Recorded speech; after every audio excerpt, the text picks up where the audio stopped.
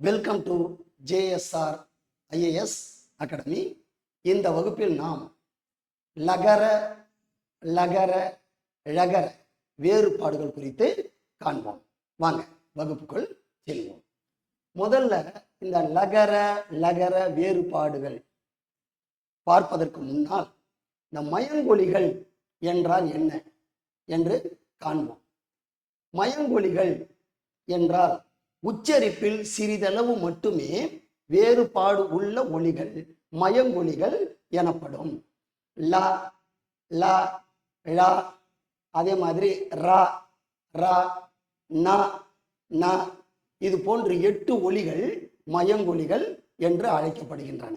இப்ப வாங்க முதல்ல பாருங்க, விலை பொருளின் மதிப்பு. இந்த பொருள் என்ன விலை அப்படின்னு கேட்கிறோம் இல்லையா, அதுதான் அந்த விலை. அண்டர்லைன் பண்ணிருக்கேன் பாருங்க. ரெண்டாவது விலை, இந்த நாக்கு நுனி நடு அன்னத்தை தொடணும். விலை உண்டாக்குதல், அதாவது பயிர்களை விளைவித்தல், அதுக்கு இந்த லை போடணும். அப்புறம் விளை விரும்பு, விளைந்தான் விரும்பினான் என்று அது பொருள்படும். அடுத்தது பாருங்க, தலை உடலின் உறுப்பு.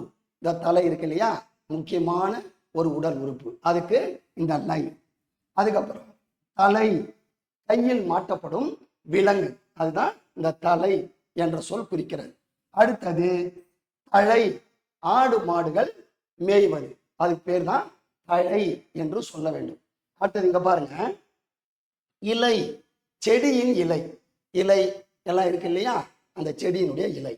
அதுக்கப்புறம் இலை, அது பாருங்க மெலிந்து போதல், இலைத்து போதல் என்று அது சொல்லப்படுகிறது. இலை மெலிந்து போதல். இழை நூல் இழை, அதே நேரத்துல இழைத்தல், அதாவது தச்சர் ஒரு மேசையின் மேல் ஒரு கட்டையை வைத்து இழைத்தார் அப்படின்னு சொல்றோம் இல்லையா, அதுதான்.